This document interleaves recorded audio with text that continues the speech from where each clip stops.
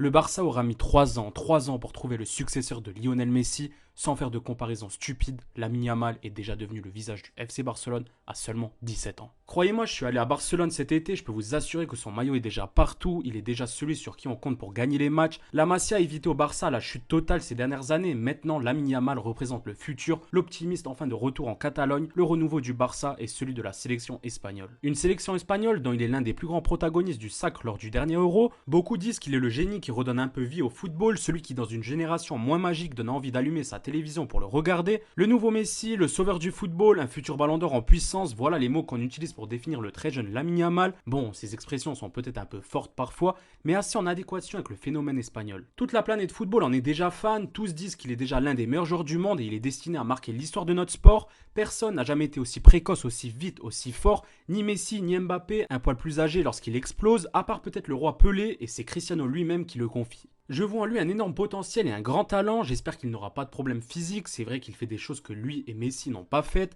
Lamine est dans un contexte qui l'aide beaucoup, l'équipe espagnole est vraiment bonne et je pense qu'il a beaucoup de potentiel, mais voyons ce qui se passera en cours de route, je pense qu'il réussira et qu'il sera l'un des meilleurs joueurs de cette nouvelle génération. Lamine Yamal est devenu un phénomène en une seule saison à l'âge de 16 ans et avec encore son appareil dentaire, mais qu'est-ce qui fait que Lamine Yamal est déjà si fort? Et peut-il devenir une légende de son sport? Réponse dans cette vidéo, c'est parti générique.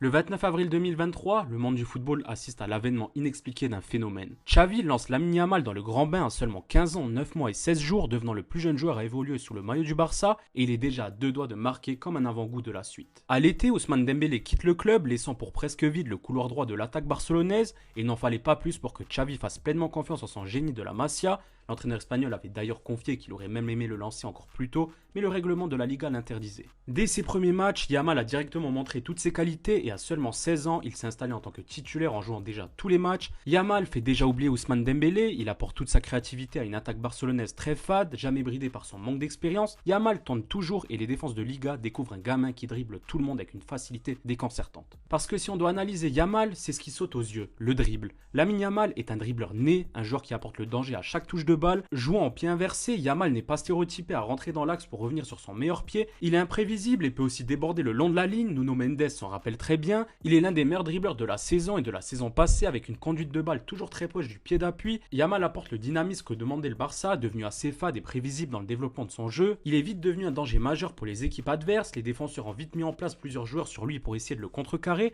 Et pourtant, sa conduite de balle lui permet presque toujours de se débarrasser du marquage avec un double contact ou une roulette réalisée avec une grande vitesse. J'ai dit que j'arrêtais les comparaisons avec un certain numéro 10, mais ce type de conduite de balle très proche du pied d'appui rend presque impossible le fait de perdre la balle, comme le faisait Lionel Messi, parce que comme l'Argentin, Yamal est rapide, mais il n'est pas une flèche comme Vinicius ou encore Mohamed Salah. Le jeune Espagnol ne base pas tout son jeu sur sa vitesse, mais sur les feintes, la compréhension des espaces. C'est ce qui saute aux yeux et qui a tout de suite frappé tout le monde. Lamine Yamal est déjà un excellent dribbleur, il a ça dans le sang. Yamal réussit près de 60% de ses dribbles. Avant la dernière trêve, il était le joueur ayant réussi le plus de dribbles depuis le début de la saison avec 35 face-à-face remportés, un dribbleur d'exception, ce qui manquait cruellement au Barça et à l'équipe d'Espagne. Mais avant d'apporter du dynamisme, c'est un joueur qui peut faire la différence en un éclair sur un dribble ou alors sur une passe, parce que oui, Lamine Yamal est aussi un excellent passeur. Bon, déjà dans les statistiques, l'ailier du Barça est l'un des meilleurs passeurs en Europe avec 23 passes D, meilleur passeur actuel de la Liga et meilleur passeur du dernier Euro. Une fois qu'il rentre dans l'axe sur son pied gauche, il peut frapper ou bien trouver une passe dans l'intervalle, ce qui le rend absolument imprévisible. Il voit des passes qu'on ne voit pas depuis notre canapé et lui, il les voit à seulement 17 ans. Et il faut vraiment voir la qualité des passes, des grandes transversales pour envoyer de l'autre côté à Rafinha, seul face au but comme contre le Bayern, ou encore des extérieurs du pied absolument lunaires. Celle-ci, la plus récente pour Dani Olmo, alors que personne ne voit l'espace pour adresser cette passe, ou encore celle pour Rafinha qui traverse la moitié du terrain face à Villarreal. Et pour moi, c'est ce qui rend Yamal aussi fort. Il excelle dans plusieurs domaines. Si Yamal ne trouve pas la solution pour le dribble, il fera alors la passe. Il développe d'ailleurs cette passe qui lobe la défense dans le demi-espace droit, qui met toujours Lewandowski ou encore un autre dans de superbes conditions. Quand le jeune adolescent est en possession du ballon, on ne sait pas ce qui va se passer. Va-t-il faire la différence seul avec le dribble ou trouver une passe magique pour faire avancer son équipe? Lamine est doté d'un talent, mais des joueurs avec du talent, on en a vu des centaines, mais lui est déjà une référence à 17 ans parce qu'il arrive à montrer son talent dans les grands moments. Il est déjà le meilleur jeune joueur d'un Euro, en étant le meilleur passeur et le joueur le plus décisif du tournoi. Il marque un banger face à la France en demi-finale pour remettre son équipe dans le match. Il est élu homme du match dans son premier Classico avant d'inscrire un but lors du suivant. Passeur face au PSG au retour avant de devoir sortir. Passeur face au Bayern, le Barça a déjà déjà un visage avec et sans Lamine Yamal. Il n'a pas débuté face à Osasuna, il marque mais n'évite pas la défaite, il est absent face à la Sociedad, défaite aussi. Je crois que personne à cet âge n'avait autant d'accomplissements dans sa carrière. D'habitude, on essaye de tempérer lorsqu'un jeune crack débarque, mais là, il y a déjà trop de preuves montrant qu'il sera et est déjà un top mondial. On n'est pas à l'abri d'un imprévu, mais là, on est déjà tous unanimes sur le statut de Yamal tant il brise tous les records de précocité. Pour rappel, voici la liste. Plus jeune joueur portant le maillot du Barça, plus jeune buteur du championnat, plus jeune joueur à jouer en Ligue des Champions et deuxième à y marquer, plus jeune joueur à évoluer et à marquer avec la sélection espagnole, plus jeune joueur à avoir joué un euro, plus jeune homme du match, plus jeune vainqueur, plus jeune buteur dans un classico, plus jeune joueur à être nominé au Ballon d'Or, et il a reçu une standing ovation du Bernabéu après son match face au Brésil. Wow, attendez, je suis essoufflé. Il a pris absolument tous les records de précocité possibles, encore une comparaison qui a ses limites, mais sur ses 50 premiers matchs au Barça, il est aussi décisif que Lionel Messi. Ça plante le décor pour une carrière qui a tout pour marquer l'histoire, et le plus effrayant, c'est qu'on est très loin du prime de Lamine Yamal, et pourtant tout le monde est déjà choqué par ce talent, y compris la légende Rivaldo. Je ne peux que féliciter Lamine. Cette façon de jouer, cette personnalité, c'est incroyable. Il est très difficile de trouver un joueur de football qui ait ce caractère, et il joue avec une telle joie. Et il fait tout cela très discrètement, comme s'il avait beaucoup d'expérience, cela lui permet de briller à chaque match. Avec Barcelone et avec l'équipe nationale, je n'ai aucun doute que c'est un garçon qui a un très grand avenir et qui apportera beaucoup de joie aux supporters de Barcelone et à l'équipe nationale. On ne fait que de le répéter, mais Yamal a à peine 17 ans. Et donc, il a encore quelques limites qu'il pourrait bien corriger assez vite pour être encore plus fort.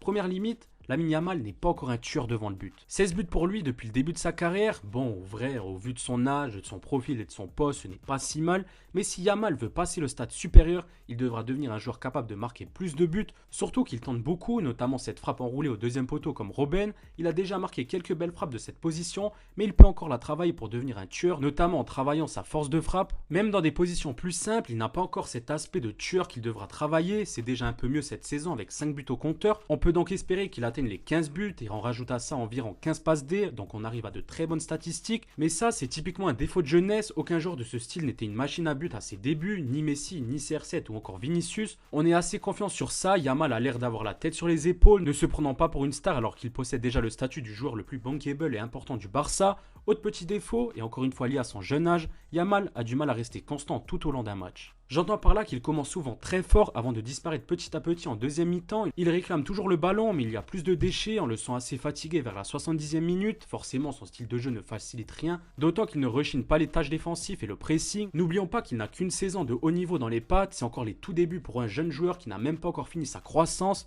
D'ailleurs, malgré cela, je trouve qu'il est déjà assez puissant, assez difficile à faire tomber. Ce problème peut quand même jouer des tours au Barça dans un match où la décision n'a pas encore eu lieu en fin de match. Un point qui doit amener le Barça à la plus grande prudence. Vous n'aviez sûrement pas besoin de cette vidéo pour comprendre que Yamal est un diamant brut, mais que le club catalan doit faire attention à ne pas le cramer, que ça soit sur le plan physique comme Pedri à l'époque, ou que ça soit sur le point de vue de son image. Il est très vite devenu une star pour tout le monde, y compris pour le club, et même nous, à travers cette vidéo, l'érige comme le nouveau Messi. Lors du Ballon d'Or, on lui a presque mis la pression pour remporter le Ballon d'Or en 3 ans, pour devenir le plus jeune lauréat de l'histoire devant R9. Une interaction qui m'a personnellement beaucoup gêné, comme lorsque je vois que le Barça a voulu lui donner le numéro 10. On attend presque tous qu'il devienne la nouvelle star mondiale, on a l'impression que c'est son destin, mais allons-y doucement, c'est déjà énorme ce que ce jeune Espagnol a réussi à faire à un si jeune âge. Laissons-le grandir tranquillement, surtout qu'il a déjà beaucoup d'avance sur les autres.